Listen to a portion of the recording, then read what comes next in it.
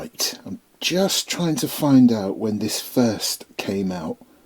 Why can't I see what year it came out? Good grief. When did this first come out?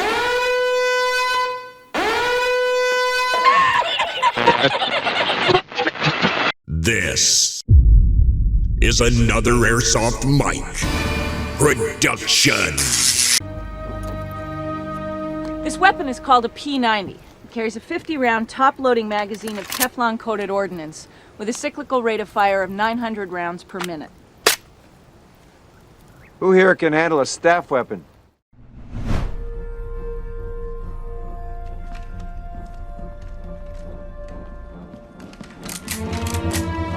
Nice looking box. Usually I'm used to WeTech products coming in plain brown boxes, but that one looks decent. Loving that it says TA and... oh, right, okay.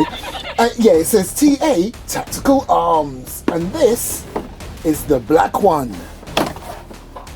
Again, not used to instruction manuals when it comes to WeTech, but look, you get an instruction manual and let me just have a look. Yeah, a pretty detailed one too. Nice. And you get one of these very questionable shaped speed loaders. And here she is looking like a burnt pretzel. But anyway, I love the P90. Look at that baby. This is a P90. It's compact, lightweight, incredibly sturdy. Now, as you may know, it's not my first rodeo with a P90 platform, but this baby is a gas blowback, looks the business, apart from that sticker. Now, those of you that have been with me for many years will know I love WeTech, and I will criticize WeTech when they need to be criticized. But deep down, I love WeTech, okay? It grew my channel. All I was doing at the very beginning, if you care to look back, was buying WeTech gas blowback pistols. That is literally what grew my channel. Anyway, as we look at this baby, starting at the back, you have your butt pad. And the fantastic thing about this WeTech P90, by the way, WeTech are careful not to actually call it a P90, but we all know it is. The cool thing about it is that it strips just like the real thing. So the butt pad literally slides up, and inside there is your trigger assembly, just like the real thing. And you'll be hearing me saying that quite often. Hold on, I've got a sticker to get rid of. Now, I am kind of considering taking this one off, especially if this ends up on a movie set. I will have to take that off, but it's staying on there for now. So as you can see, the thing that makes this platform so famous is its unusually modern looking shape. Now, is it a rifle or is it an SMG? Well, I decided to go straight to source, and I don't mean ketchup. What I mean is FN Herstal themselves class this as an SMG, and we also know it's a PDW. So it's an SMG that's a PDW that isn't an AEG, but is in fact a GBB. And just like its real counterpart, it is a select fire, so you have S for safe, 1 for semi-auto, and A for full auto. And then of course you have that very plain and modern looking trigger. And the ergonomics of this bad boy is next level. So of course it's a bullpup, and the way you hold on to this is very intimate. Both your hands are going to be very close to each other, and you hold it really close to you if you want, or you can stretch your arms out. Anyway, you know how sometimes Airsoft replicas can have far too many screws, nuts and bolts, more than the real thing? What I love about this is what you will see on the real thing. So as we continue, you know when I mentioned about I don't like the fact that that sticker's there and it's just a sticker and it's got all that on it. Do you know what? Actually, I'm quite happy they did that, because what they could have done, they could have literally etched it into the mold of the PDW so you could never take it off. But instead, WeTech put it on a sticker so you can take it off, because guess what? On the real version, it would literally have Fabrique Nationale or something like that, the actual real deal manufacturers there. But from a distance, you don't really see that. It's just like a plain black finish, and that's exactly how the real thing is. There isn't a whole load of logos and markings over everything. So if you want, especially for filming purposes, you can whip that off and it would look even more like the real deal. So as you may or may not know, this is not a full metal platform, just like its real counterpart.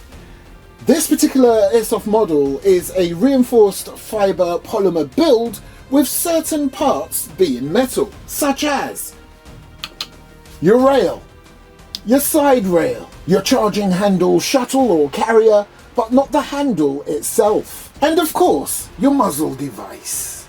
Now of course I was just going to say flash hider, but someone's bound to say no it's not, and then I thought maybe it's a compensator, but then someone's bound to say no it's not.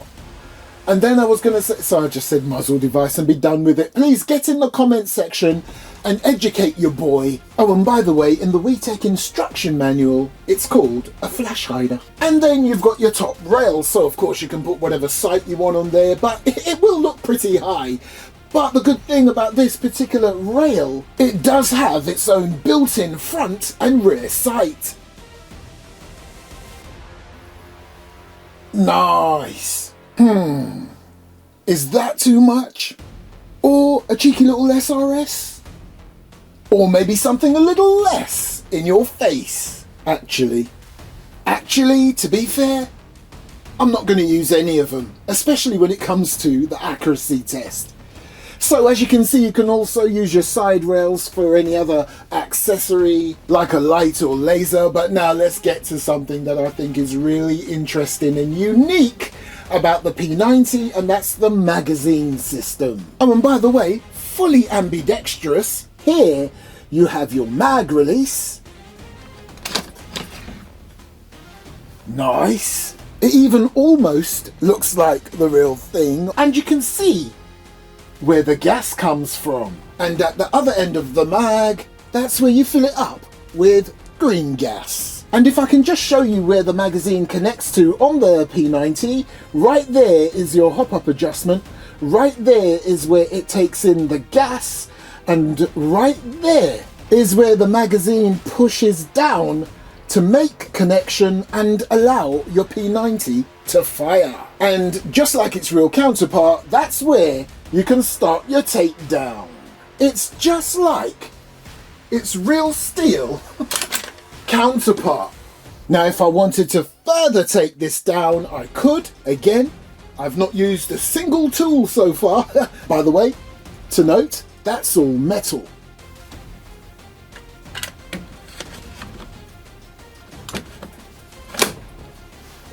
How simple is that?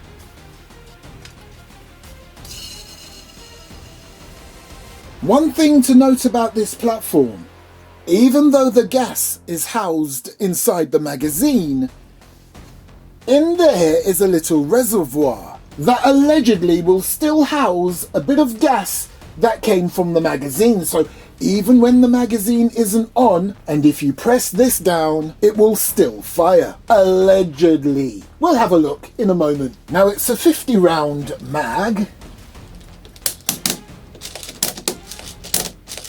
Look at that. I love how they're going in 2 by 2. I don't know if you can see that actually. Let me just angle it this way. There we go.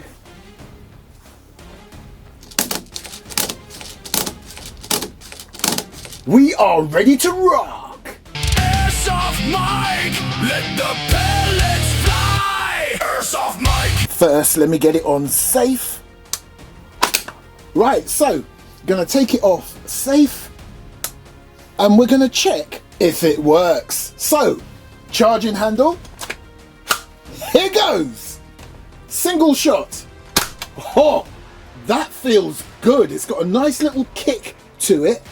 Quick test on full auto. I'm not going to go too mad because I need to, chrono it first. Don't want it to get too cold. Come on! Now, please take note that there, which I'm going to circle, is where I've just tested it. So when I do the accuracy test, don't be judging me by these.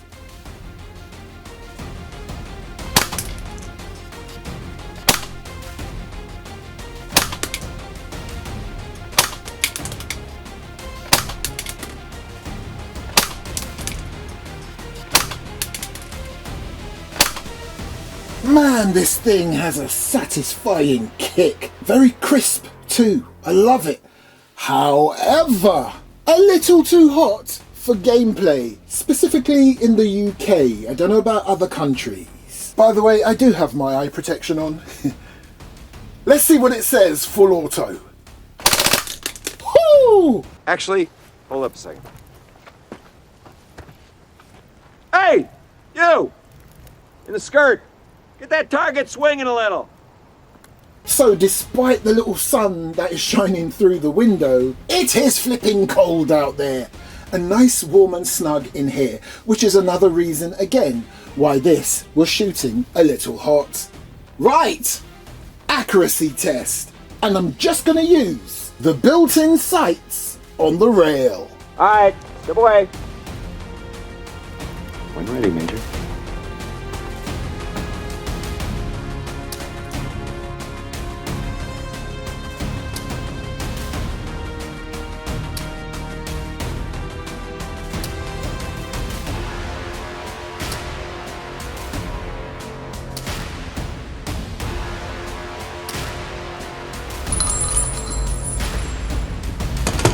Good. That's good. Come on! Look at that! As I said earlier, ignore those because that's when I tested it. But interestingly enough, look down there! That one was way off, and that was me looking perfectly down the sights. But again, because this is so high on the platform, you would need to adjust the hop up to compensate for that. Or if you're going to put any sort of optics on there, you're definitely going to have to zero that bad boy in. But then when I realised, okay, I'm going to have to compensate a bit and aim a bit higher than the bullseye, look at them results. Perfect.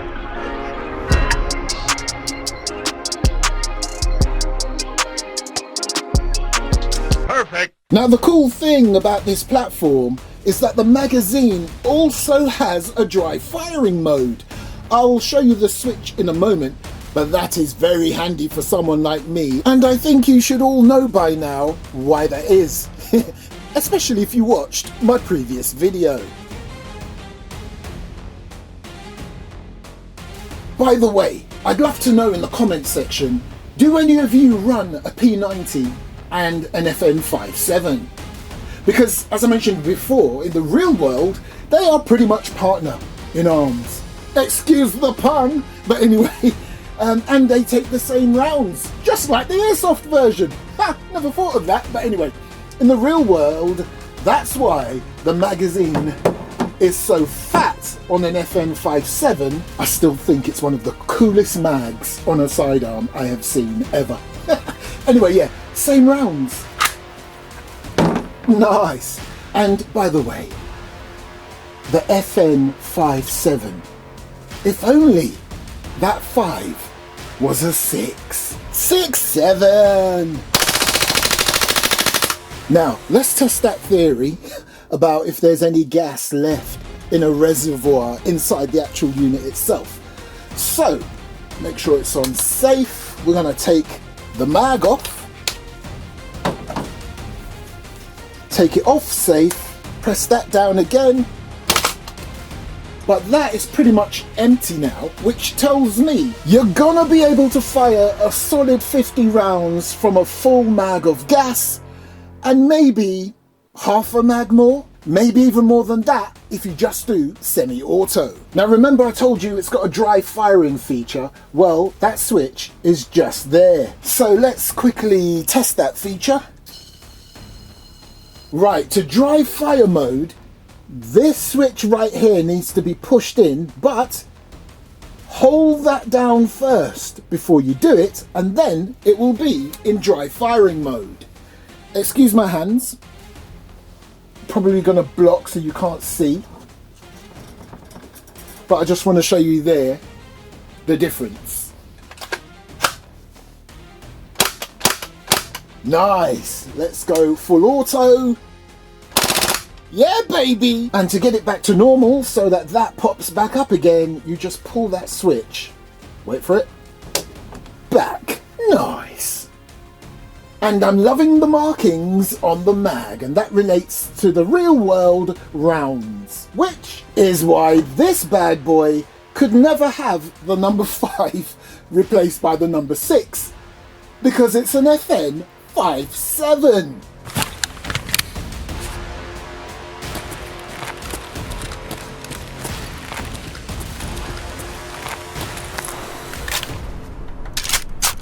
Oh, and by the way, that sticker had to go.